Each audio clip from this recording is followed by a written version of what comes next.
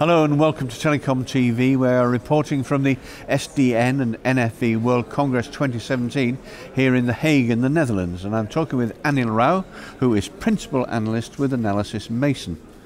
Anil, good to meet you and thanks for talking to us. I'd like to begin with this. What do you see as being the key challenges to bring NFV into actual production? Well, pleasure to meet you as well, Martin. 5 years ago, the whole industry started with this whole SDN NFV. 5 years in now, we were 2017, and we're still talking about, how do we onboard VNFs, how do we operationalize, how do we launch services, and so on. So we are nearly halfway into a decade, which is usually, the telecoms takes about a decade to change. And we're still not there. So I think some of the challenges in what I've seen in these years is the utter operational complexity of bringing NFV to life. And it is mainly because of the disaggregation of the infrastructure. So that means that you need to think about a lot more dimensions of operations. And then on top you have the VNFs, and then you have to build services using VNFs. So the whole operational dimension changes with this new approach to infrastructure.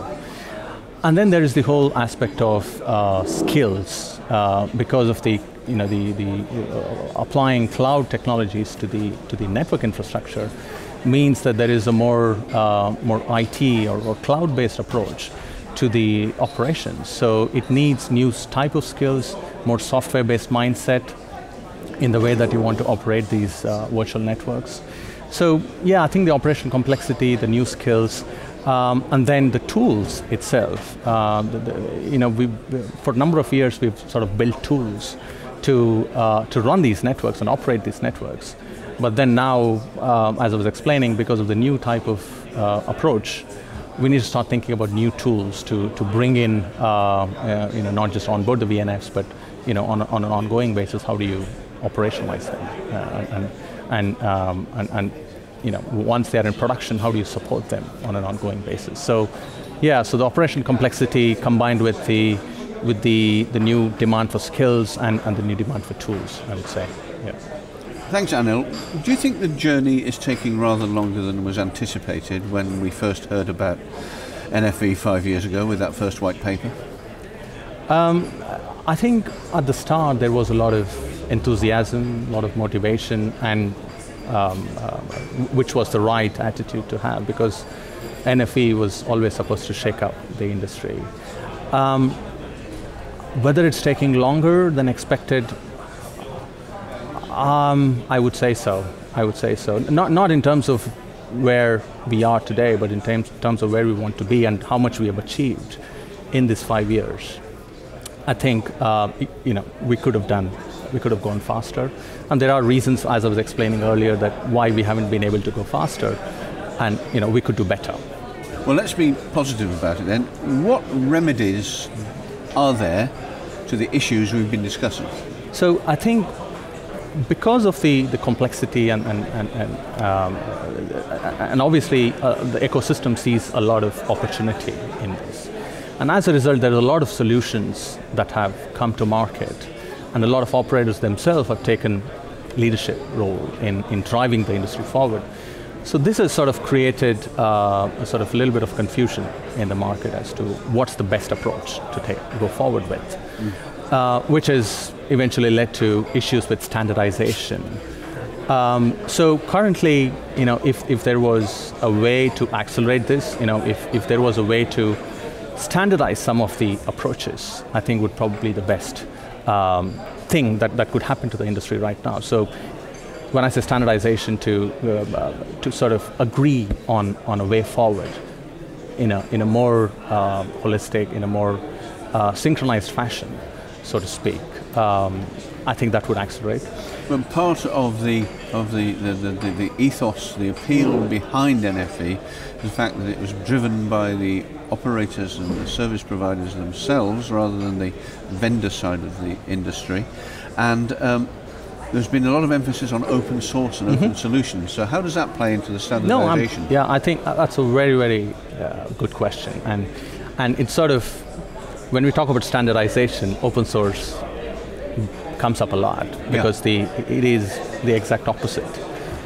But then in the telecoms industry, we like standards. And the open source, even though we say it's loose standards, so we have to understand that it is loose standards. And just that it is fast evolving.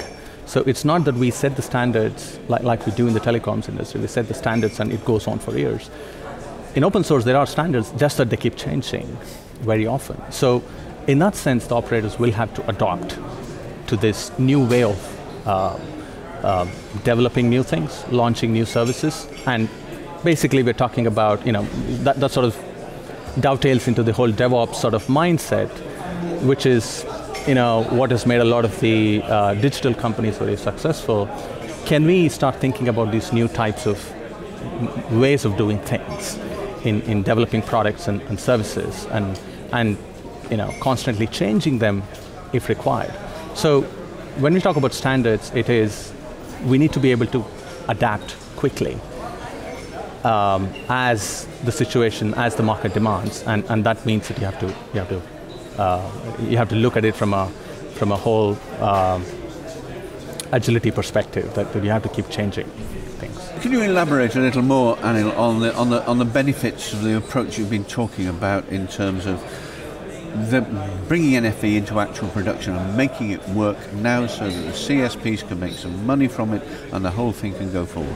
I touched a little bit upon standardization, yes. but I think if you look at the tools and solutions that are in the market as well, and I talked a little bit about the plethora and the diversity of solutions that are available in the market. Yep.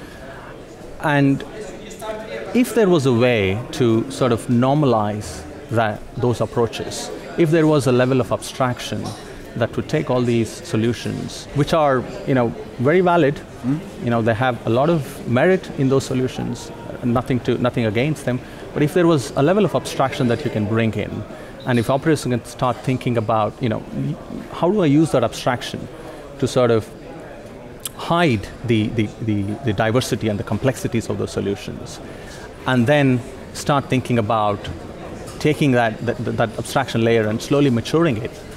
And as these solutions matures as well, and there is more concrete approaches finalized, and then you sort of use that abstraction layer to sort of hide the complexity.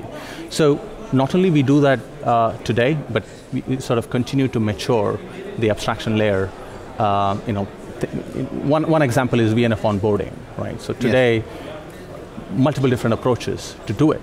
So there are open source ways of doing things. There is the vendor approaches.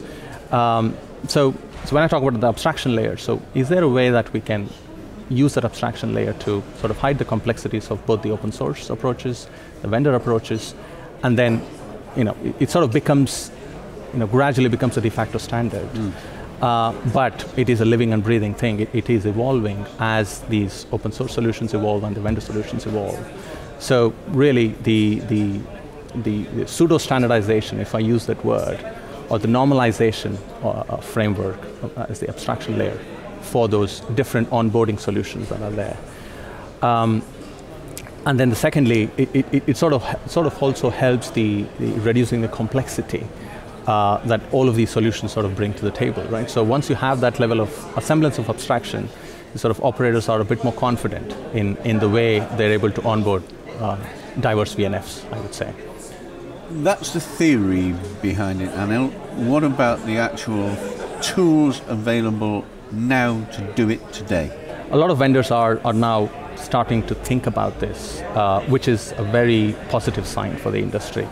So one solution that comes to mind is Acanto Systems, who are developing a solution, who have developed a solution in this area to basically address some of these issues, like simplifying VNF onboarding, for example, simplifying the lifecycle management of the VNFs and so on. So industry is moving forward, so I'm very optimistic. I think we made a lot of progress. We could have gone faster, but I think we are getting there, and we are seeing from a lot of research that we do within Analysys Mason that NFV has been sort of stuck in second gear, but I think in 2017 and now, based on what I'm seeing at the conference here, that there is, and also based on what a lot of operators are saying, and the vendors are saying, so there is progress happening, and I think we can expect to go faster in the next 5 years of this decade than we have done in the past 5 years. So as far as tools are concerned, you mentioned a company called Acanta. Tell us a bit more about it. What does it actually do?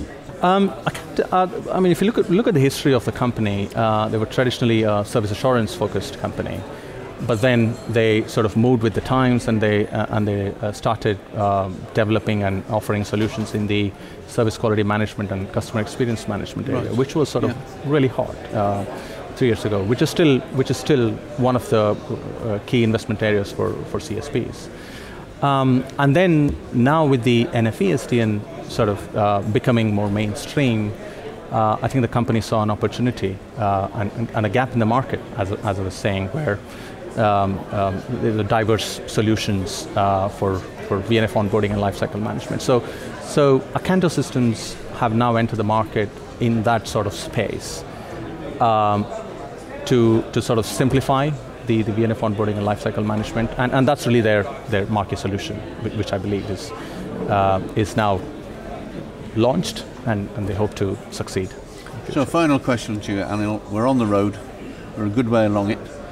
We perhaps could have walked a little more quickly in the beginning, but we're almost there, but it might take another 5 years. In the telco industry, we'd like to think it's a 10-year journey. Well, indeed. Yeah, so I think, as I was saying, we should see more acceleration in the next few years. And also, I think, to your point earlier, that when we start thinking about the whole open source coming into fray in the telco ecosystem, I think that will sort of give us all a push to start thinking in a more agile manner, as I was saying, more DevOps-based approaches, entering the telco psyche, so to speak. Yes. So I think that it all bodes well, I think, for the next 5 years of the journey. Anil Rao, thank you very much. Thanks, Martin.